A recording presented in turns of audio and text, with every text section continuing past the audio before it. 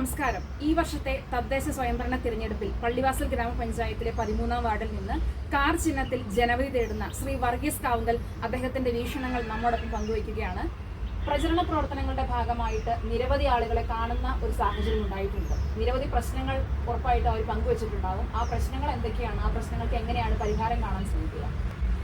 കുടിവെള്ളം, പാർപ്പിട പ്രശ്നം, കൃഷിയെ സംബന്ധിച്ച് വിലത്തകർച്ചയും രോഗകീടങ്ങളും മൂലം നേരിടുന്ന പ്രതിസന്ധി, സഞ്ചാരയോഗ്യമല്ലാത്ത നടപ്പാതകൾ, ശുചിമുറിയുടെ അഭാവം തുടങ്ങി ഒട്ടേറെ പ്രശ്നങ്ങളാണ് ഈ പ്രദേശത്തെ സാധാരണക്കാരായ കൃഷിക്കാർ നേരിടുന്നത്.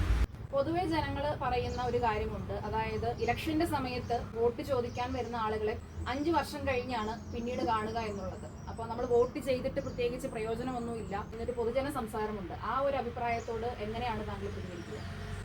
കൃഷിയിൽ തന്നെ ഉപജീവനം തേടുന്ന എനിക്ക് ഇവിടുത്തെ എല്ലാ അസൗകര്യങ്ങളും മനസ്സിലാകുകയും അതിന് പരിഹാരം തേടേണ്ടത് എൻ്റെയും കൂടി ആവശ്യമാണെന്ന് തിരിച്ചറിയുകയും ചെയ്യുന്നു.